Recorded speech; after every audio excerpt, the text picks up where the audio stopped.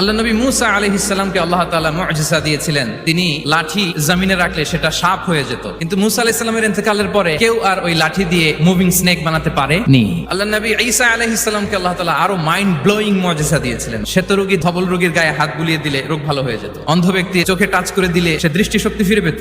মৃত ব্যক্তিকে আল্লাহ নবী ঈসা আলাইহিস সালাম কুম বিইذনিল্লাহ বলার সাথে সাথে মৃত ব্যক্তি জীবিত হয়ে যেত। কিন্তু এই নবী আলাইহিস সালামদের বিদায় যখন ঘটেছে সাথে সাথে তাদের মুআজিজারও বিদায় হয়েছে। কিন্তু বিশ্বনবী সাল্লাল্লাহু আলাইহি ওয়াসাল্লামের উপর নাজিল হওয়া এই মহাবিশ্বের মহাবিশ্বয় মহাগ্রন্থ আল কোরআন, আল্লাহ নবী ইন্তেকাল করেছেন, তিনি আমাদের থেকে বিদায় নিয়েছেন, কিন্তু কোরআন কি বিদায় নিয়েছে?